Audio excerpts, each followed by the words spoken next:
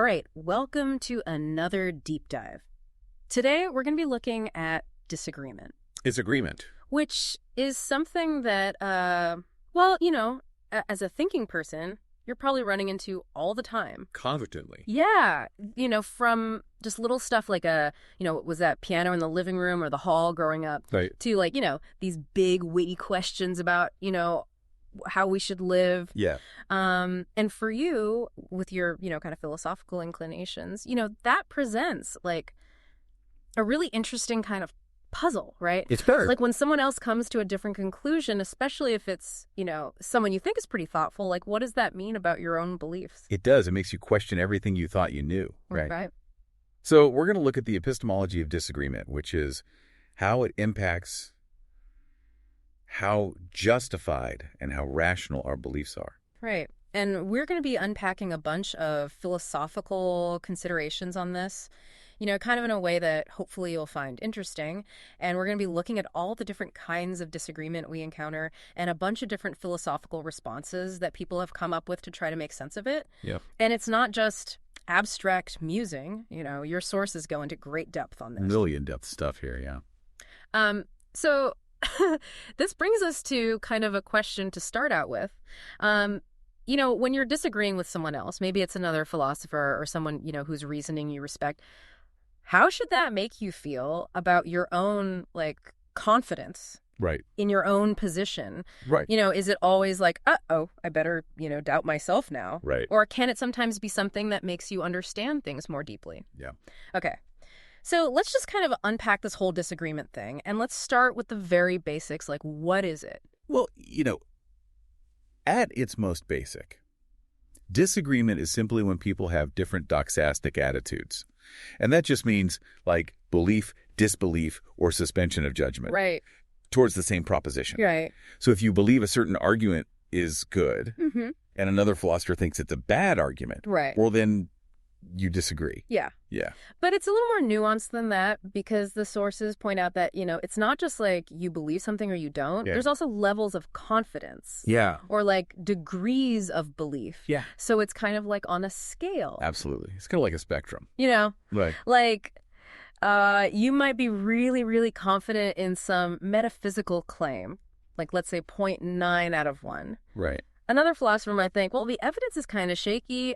I'm only going to give it a 0.4. Yeah. And even though neither one of you is like, I totally don't believe this, you still have a disagreement. You still disagree. Yes, Yeah. absolutely. Right. So, for our purposes here, we're mostly interested in disagreements where, it's like there is a fact of the matter. Yes. Like someone is wrong. Right. There is a right answer. Right. And at least one of us doesn't have it. So that's different from disagreements about like taste. Exactly. Yeah. Like, this philosophical writing is really beautiful. And I think this other philosophical writing is clunky and hard to understand. Yeah. Like, well, maybe that's just taste. Yeah.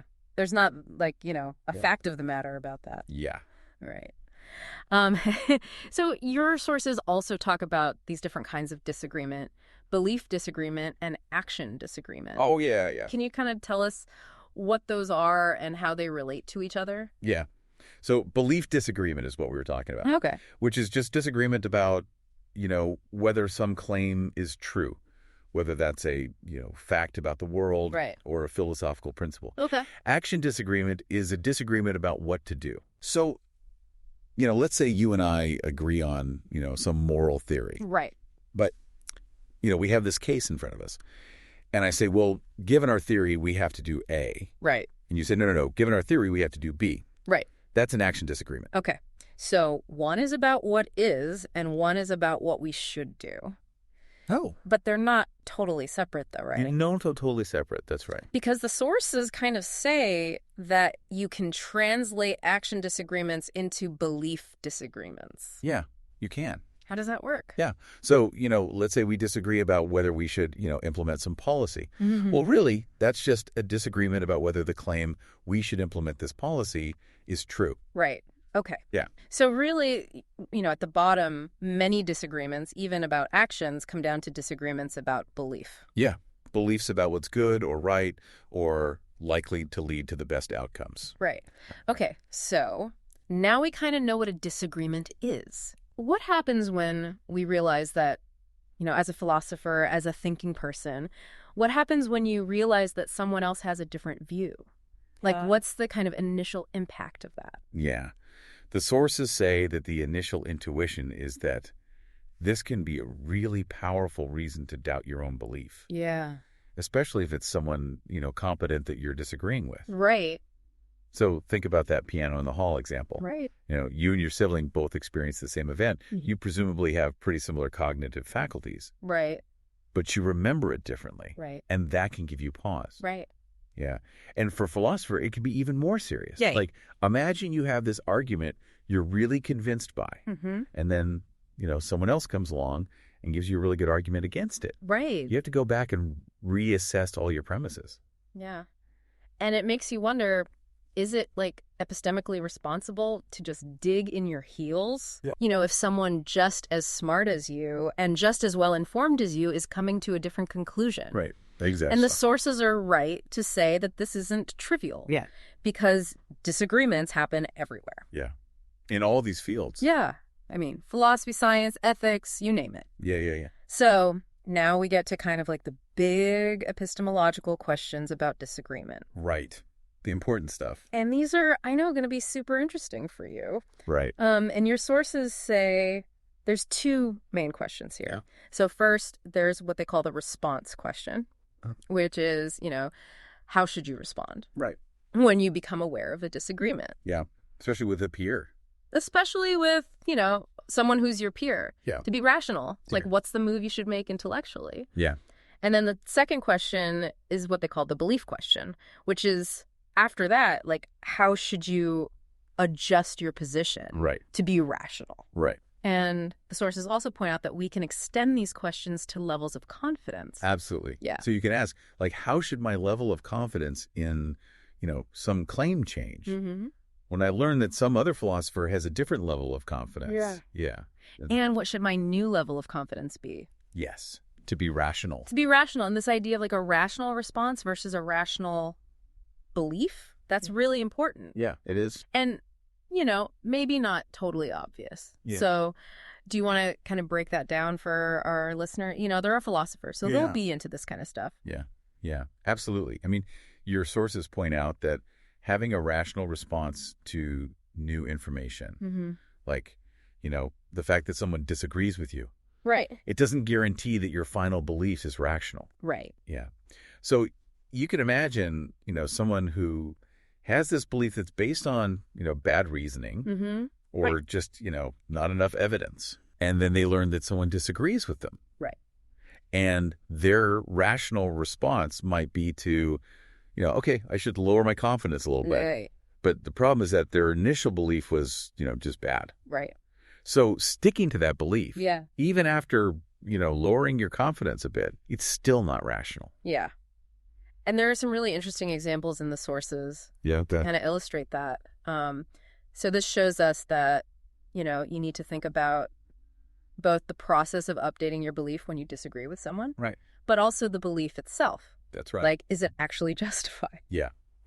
So we have to look not just at the response, but also at the final product. Right. And this is like right at the heart of, philosophy of rationality and justification. Absolutely. It gets to the core of these issues. Right.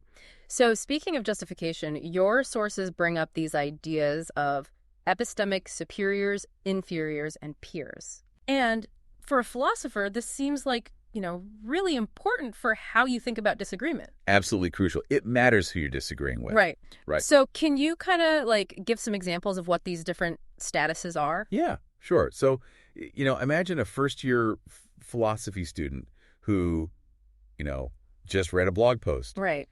And now they think that free will is an illusion. Right.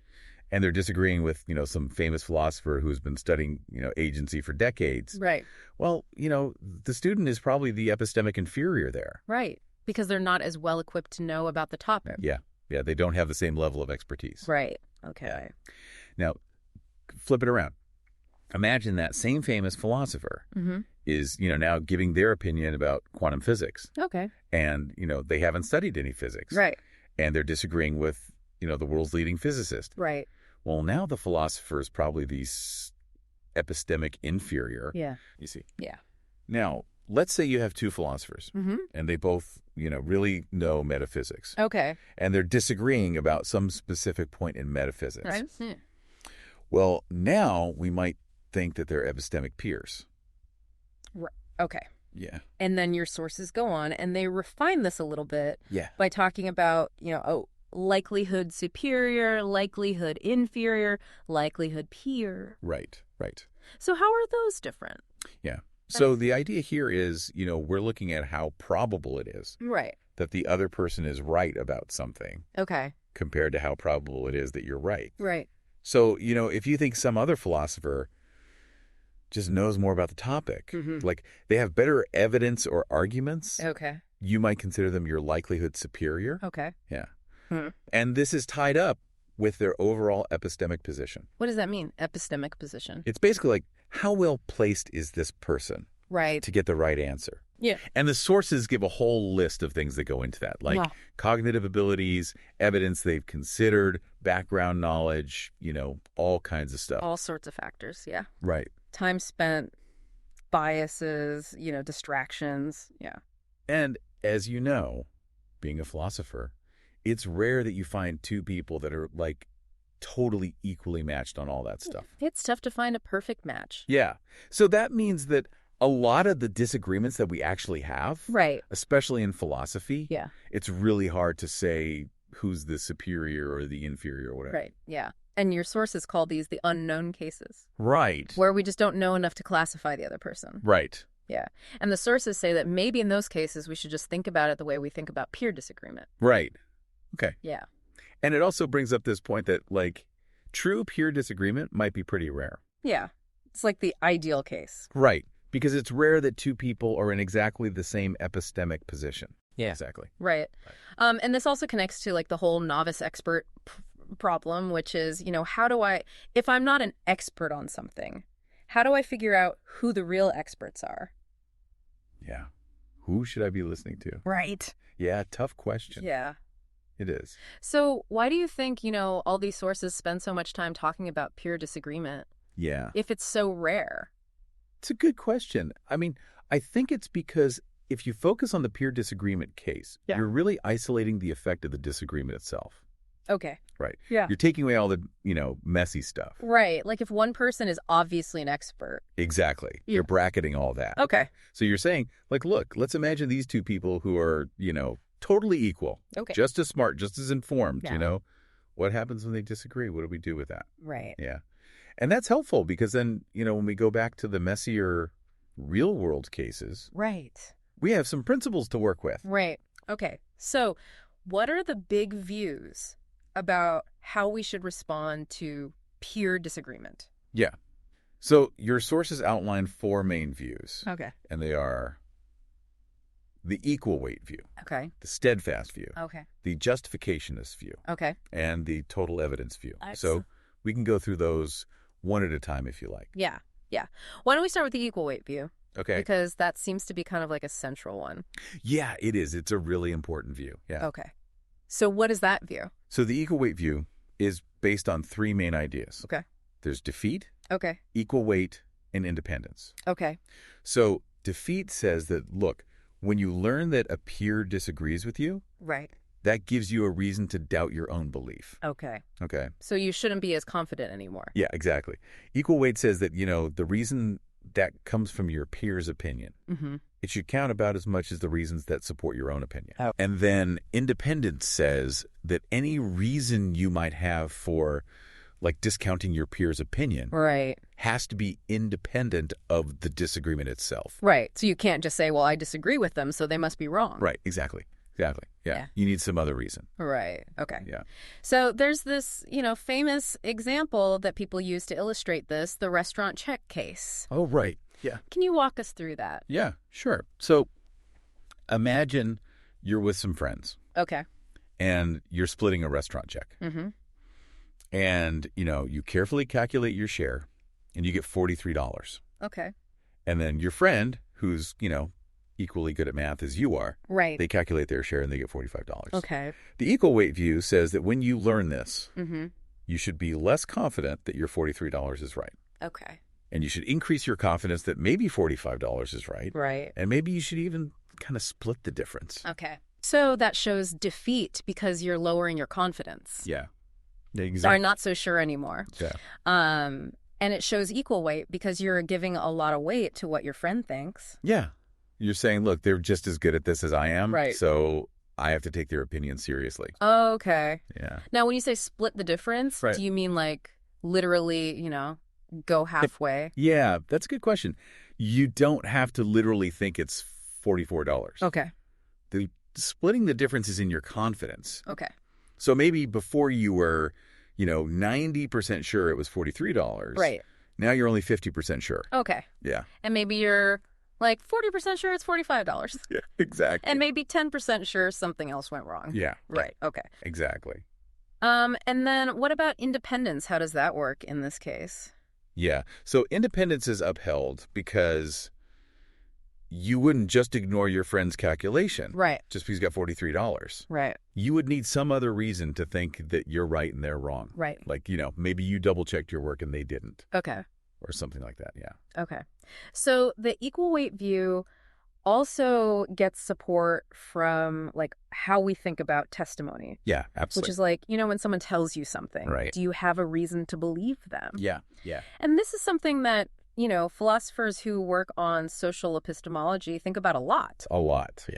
So how does the equal weight view connect to testimony? Yeah. So when we hear someone we trust tell us something, that gives us a reason to believe it. Right. Right? Even if we didn't believe it before. Yeah. Even if we thought the opposite. Right. So that's like defeat. Right. Right. Okay. And then, in pure disagreement, we're assuming that both people are equally reliable. Right. They're both equally good sources of information. Exactly. Yeah. So that means their opinion should count about the same. Right. Okay. So that's like equal weight. Exactly. Yeah. And then, independence, that gets support from the fact that we don't want to be circular in our reasoning. Okay. Right. We shouldn't just dismiss our peers' view by using the same reasoning that led us to our own belief in the first place. Right. Yeah. So, it's like the classic thermometer example. Right. If you have two thermometers and they're both really reliable. Okay. But they're giving you different readings. Right. You don't just go with the one you like better. Right. You need some independent reason to think that one is more accurate than the other. Right. Yeah. Okay. So that's the equal weight view. Yeah. Now, the steadfast view, that kind of pushes back against that. Yes, it does. It's a different approach. It says that, sometimes it's okay to stick to your guns. Yeah. Even when a peer disagrees. Yeah, you don't always have to back down. So the equal weight view is all about, like, humility. Right. And being open to changing your mind. Yeah. The steadfast view is like, no, you can be confident in your own judgment. Yeah. Sometimes you have to trust your own reasoning. So what are some of their arguments? Like, how do they go against that defeat idea? Right. Yeah. So one argument is this idea of private evidence. Okay. Which is, sometimes you just have these insights or experiences that other people don't have. Okay. And Peter Van Inwagen, he's a philosopher who's talked about this. Mm-hmm. She says, if you have this special evidence that your peer doesn't have, then their disagreement doesn't necessarily mean you're wrong. Okay. Yeah. But, the people who like the equal weight view, they have some pushback against this. They say, well, your peer has their own private evidence, too. Yeah. It cuts both ways. Right. Right. So why is your private evidence so much better? Right. Yeah. And then there's this example, Feldman's Dean on the quad case. Oh, right. That kind of challenges this idea. Yeah. So in that case, you and a friend. You're both, you have good vision. Right. You're walking across campus. Okay. And you see the dean. Okay. And your friend doesn't. Right. Right. And you both trust your vision. Right. So that's like private evidence, right? Okay. You're both having this visual experience. Okay. But the thing is, it seems like you should both be a little less confident. Right. Maybe one of you is hallucinating, right? Or, maybe you're just not paying attention. Right. So even private evidence doesn't mean that you should always stick to your guns. Right. Yeah. Okay. Another way that the steadfast people deny defeat is by focusing on, like, how strongly you believe something. Right. It's about how much it seems true to you. Right. And this is something that Plantinga talks about. Yeah, he argues that if your belief seems true to you, and you don't think there's anything wrong with your cognitive faculties, right, then you're justified in believing it. Okay. But the problem is, sometimes things seem true. Right. But they're not. Yeah. Appearances can be deceiving. Right. Like, optical illusions. Yeah, like the Mueller-Lyer illusion. Right. Those two lines that look different lengths, but they're actually the same. Yeah. It still looks like one is longer, even when you know it's not. Right. And, imagine a case where, like, a ton of people disagree with you. Right. Just because you have this really strong feeling that you're right, Yeah. it doesn't mean you are. Right. Yeah. Okay. There's another argument that the steadfast people use that's kind of interesting. Yeah. It's that, they question whether a peer's opinion is actually like new evidence for the thing you're disagreeing about. Right. Yeah. This is Kelly's argument. Right. He says that, when someone believes something, that's evidence that there's good evidence for that belief. Right. Because they're smart. Yeah, because they're smart. But it's not like a new piece of evidence. Yeah. It's more like the result of the evidence they already have. Yeah. So, when you think about like a scientist giving a conclusion, Right.